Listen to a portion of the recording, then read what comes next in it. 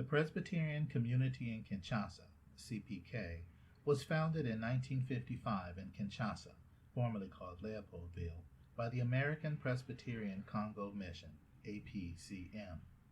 In 2004, the denomination had 70,000 members among 74 congregations. Today, the denomination supports 215 churches among its 4 synods and 15 presbyteries. The CPK also oversees 7 medical centers. The church is a member of the World Communion of Reformed Churches. The Democratic Republic of Congo is a large country, about 1/3 the size of the United States. With more than 84 million inhabitants, it's also a young country. Over half of the population of the DRC is under 18 years old. Education, therefore, is very important for workforce development and acculturation of such a young population, and the CPK is active on both fronts. At the time of independence in 1960, the churches ran most of the schools. Shortly after, the churches and the government came to an agreement that the churches would continue to support the educational system and manage schools with government support. This has been the norm since. The CPK has continued to grow its educational footprint since that time, evangelizing and growing not only the number of Presbyterian worshiping communities, but also schools. In the 1970s, the CPK ran 2 schools in the province of Kinshasa. Today, the CPK runs more than 350 schools in the provinces of Congo Central, Kinshasa, Mai-Ndombe, Kwilu, and Kwango, an area roughly half the size of the state of Texas. Let's hear now from Reverend Isaac Kalonji, President and legal representative of the CPK, as he talks about the challenges of education in the DRC. Pastor Kalonji is also a 20-year veteran teacher in the CPK schools. Pasteur Isaac Kalonji Mukendi, président communautaire et représentant légal de la communauté presbytérienne de Kinshasa, ici au Congo, la République démocratique du Congo. Je suis pasteur formé, mais aussi un enseignant formé. Nous avons dans notre église environ 350 écoles, parmi lesquelles nous avons les écoles maternelles, les écoles primaires, les écoles secondaires et aussi les écoles professionnelles. Dans notre contexte, les causes de la pauvreté sont nombreuses. Nous avons la gestion de manière générale du pays, une gestion qui a beaucoup de problèmes politiques et qui, comme conséquence, entraîne la pauvreté. Nous avons le problème d'exode rural, où les gens préfèrent les grandes villes et abandonnent les villages. Et il y en a beaucoup. Mais nous voulons ici parler de l'éducation comme une cause systémique de la pauvreté. Il y a lieu de comprendre qu'il y a la pauvreté qui peut entraîner l'éducation, tout comme il y a l'éducation qui peut entraîner la pauvreté. Il y a cette relation entre les deux. Nous voulons parler d'abord de l'éducation par rapport à son contenu. Il n'y a pas adéquation entre l'éducation et les besoins réels de la population. On nous applaudit pour des récitations, mais on ne nous montre pas pratiquement comment transformer les richesses que nous avons pour résoudre le problème de pauvreté. Ce sont les autres qui profitent par rapport à leur éducation et nous, les Congolais, nous sommes en train de suivre derrière. Le programme d'études est conçu de telle manière qu'il faut entretenir éternellement la pauvreté au Congo. Le deuxième aspect, c'est la qualité de l'enseignement. Cette qualité exige aussi le moyen. C'est pourquoi l'enseignement de bonne qualité est rare chez nous au Congo.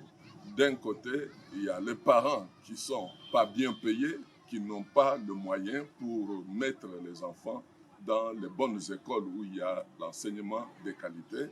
Et de nombreuses écoles que nous avons, l'État n'a pas suffisamment de moyens pour entretenir les enseignants. Ce sont ces enfants qui doivent servir la nation toute leur vie. Et on ne doit pas les former avec négligence, avec complaisance, avec distraction.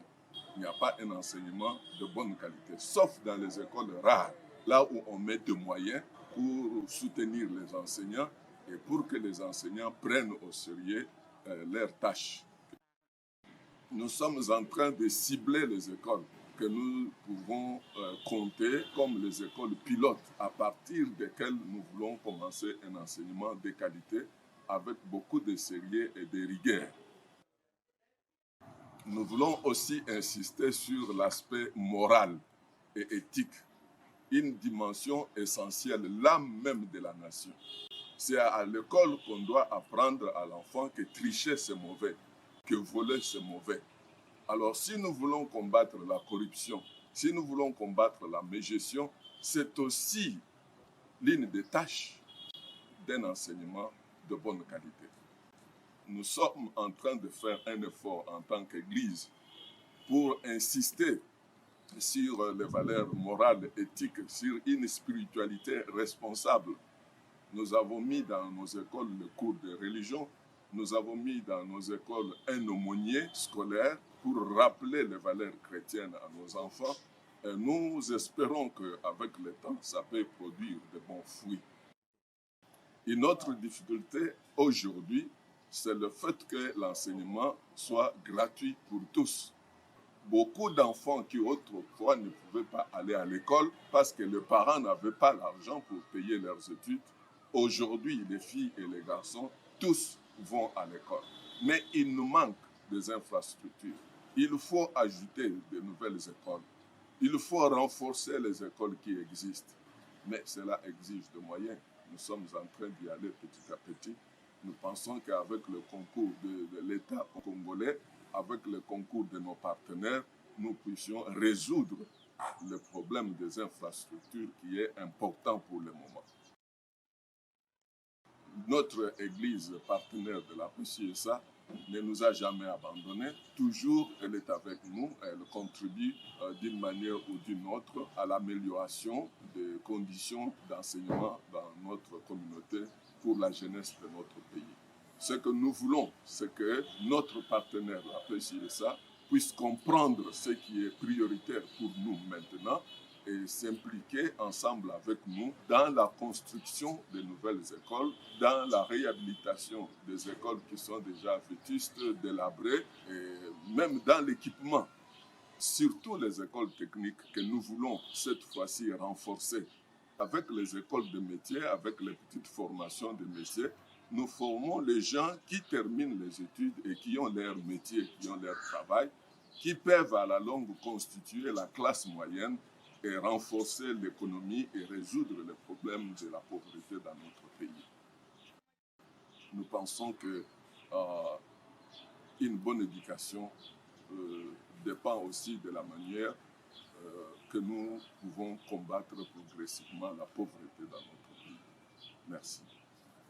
The 2019-2020 school year was particularly challenging because schools and most businesses were closed due to the pandemic. Elder Freddie Nsapu, educational coordinator for the CPK schools in the city province of Kinshasa, speaks on how families were affected by the pandemic. Le problème de Covid, comme vous le savez tous, l'année passée, ça perturbait le fonctionnement normal des écoles et surtout que les parents avaient déjà placé les enfants dans les établissements scolaires et que toutes les dispositions ont été prises pour que les enfants puissent évoluer avec le cours. Mais avec cette situation, ça a perturbé et les enfants étaient contraints de rester à la maison avec les parents. Vous savez, quand les enfants sont à la maison, qu'est-ce qui se passe? Par moment, quand ils passent tout le temps à l'école, les parents sont quand même tranquilles, ils peuvent vaquer à d'autres occupations pour chercher comment prendre les enfants en charge. Et maintenant que tout le monde était confiné, avec la situation financière qui est très difficile au pays, ça a été vraiment catastrophique. il y a des stress au niveau des parents, il y a d'inquiétudes dont les parents ne savent pas qu'est-ce qui va se passer et combien de temps les enfants doivent rester à la maison. Congo schools were closed for nearly half of the school year. Despite attempts at distance teaching via radio, exit exam results were negatively affected, impacting promotions to secondary school and graduation rates. And so, several priorities surface as we look at the challenges of educating the children of the CPK schools. 1. Construction of new or repair of dilapidated school buildings to provide safe, weather-resistant structures conducive to learning, meeting the requirements of the Congolese government. 2. The Free School for All initiative of the Congolese government has resulted in crowded classrooms, while government financing has not kept pace with the increases in enrollment, facility needs, teacher salaries, or instructional supplies. Additional funds are required to purchase books and classroom materials, particularly important to those children left without parents because of war and armed conflict. 3. Teacher training and in-service to adequately prepare staff for the rigors of a 21st century curriculum and usher in the next generation of classroom teachers. 4. Transportation and connectivity to facilitate staff evaluations and communication across such a large area. In conclusion, the factors that inhibit the Democratic Republic of Congo from realizing its place among the wealthiest countries of the world are complex and interwoven. Poverty and education are two related factors that stand out as critical, yet approachable. The solution will come from not one, but many, working hand in hand. It has been my pleasure to work with the wonderfully dedicated angels in the CPK Education Office and those in the DRC and the United States who collaborate in the ministries of the DR Congo. They have repeatedly expressed a feeling of blessing for our partnerships and what together has been accomplished. But this work is far from being complete. The challenges of poverty and illiteracy create an endless cycle that seems insurmountable. Your interest, involvement, and financial support is the answer to everyone's call to share our blessings with others as a vehicle of God's love. Thank you for your interest and your support.